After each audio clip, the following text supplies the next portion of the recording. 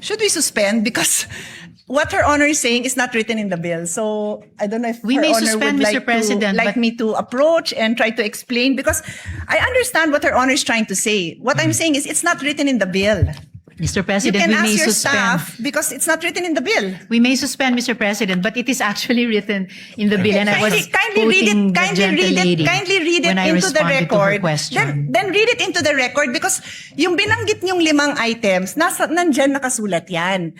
But line 27, section 2, line 27 says, the promissory note shall be secured by any or a combination of the following. Yun nga kung binanggit nyo, nandyan yan.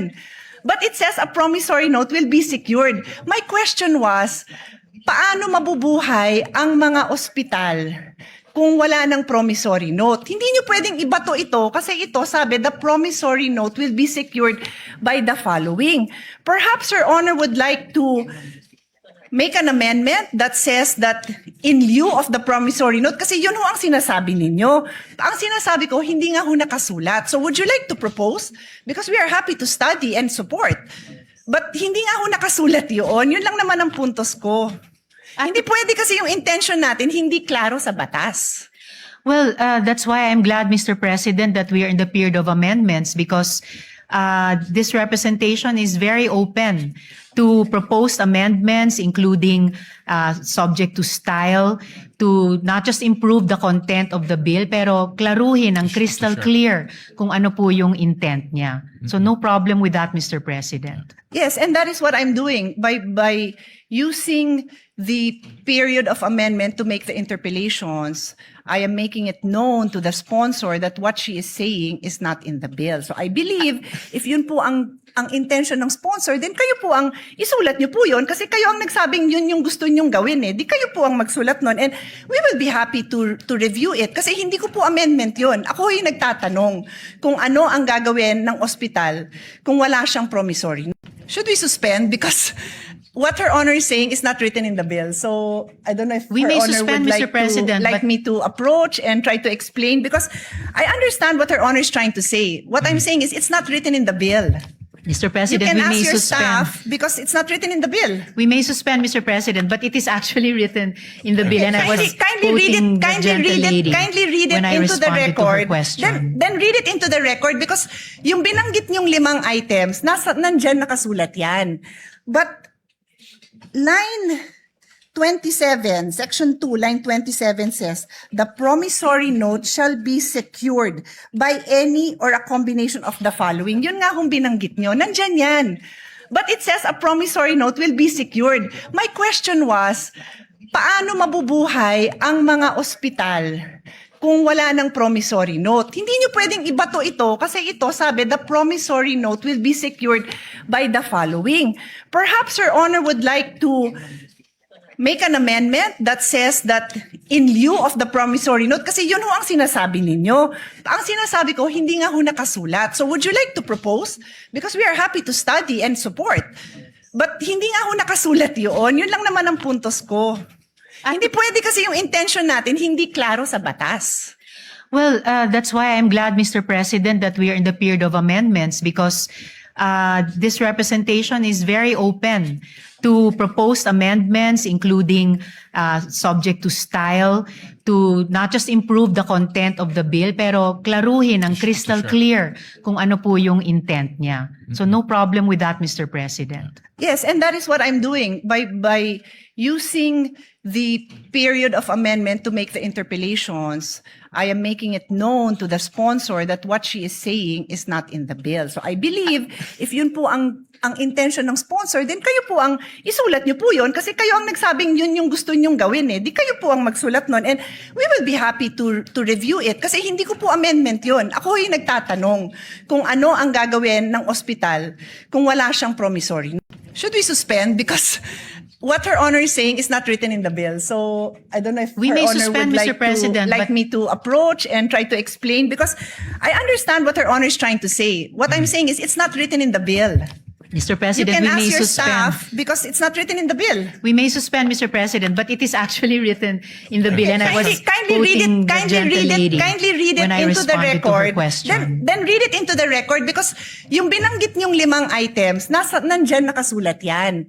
But line 27, section 2, line 27 says, the promissory note shall be secured by any or a combination of the following. Yun nga kung binanggit nyo, nandyan yan.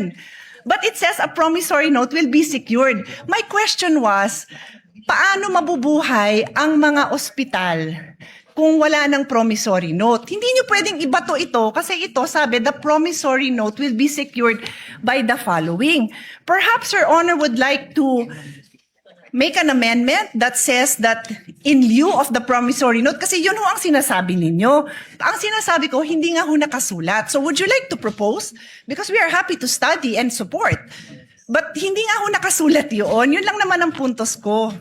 Hindi pwede kasi yung intention natin, hindi klaro sa batas. Well, that's why I'm glad, Mr. President, that we are in the period of amendments because this representation is very open to proposed amendments, including subject to style, to not just improve the content of the bill, pero klaruhin ang crystal clear kung ano po yung intent niya. So no problem with that, Mr. President. Yes, and that is what I'm doing by using the period of amendment to make the interpellations. I am making it known to the sponsor that what she is saying is not in the bill. So I believe if yun po ang intention ng sponsor, then kayo po ang isulat niyo po yun kasi kayo ang nagsabing yun yung gusto niyong gawin eh. Di kayo po ang magsulat nun and we will be happy to review it kasi hindi ko po amendment yun. Ako yung nagtatanong kung ano ang gagawin ng ospital kung wala siyang promissory. Should we suspend? Because what Her Honor is saying is not written in the bill. So I don't know if We Her may Honor suspend, would Mr. President, like but- me to approach and try to explain because I understand what Her Honor is trying to say. What I'm saying is it's not written in the bill. Mr. You President, can we ask may your suspend. staff because it's not written in the bill. We may suspend, Mr. President, but it is actually written in the bill, and I was quoting the gentle lady Kindly read it when I into the responded to her record. question. Then read it into the record because yung binanggit niyong 5 items, nandyan nakasulat yan. But line 27, section 2, line 27 says, the promissory note shall be secured by any or a combination of the following. Yun nga kung binanggit nyo, nandyan yan. But it says a promissory note will be secured. My question was, paano mabubuhay ang mga ospital kung wala ng promissory note? Hindi nyo pwedeng ibato ito kasi ito sabi, the promissory note will be secured by the following. Perhaps Your Honor would like to make an amendment that says that in lieu of the promissory note, kasi yun ho ang sinasabi ninyo. Ang sinasabi ko, hindi nga ho nakasulat. So would you like to propose? Because we are happy to study and support. But hindi nga ho nakasulat yun. Yun lang naman ang puntos ko. Hindi pwede kasi yung intention natin, hindi klaro sa batas. Well, that's why I'm glad, Mr. President, that we are in the period of amendments because this representation is very open to proposed amendments, including subject to style, to not just improve the content of the bill, pero klaruhin ang crystal clear kung ano po yung intent niya. So no problem with that, Mr. President. Yes, and that is what I'm doing by using the period of amendment to make the interpellations. I am making it known to the sponsor that what she is saying is not in the bill. So I believe if yun po ang intention ng sponsor, then kayo po ang isulat niyo po yun kasi kayo ang nagsabing yun yung gusto niyong gawin eh. Di kayo po ang magsulat nun and we will be happy to review it kasi hindi ko po amendment yun. Ako yung nagtatanong kung ano ang gagawin ng ospital kung wala siyang promissory.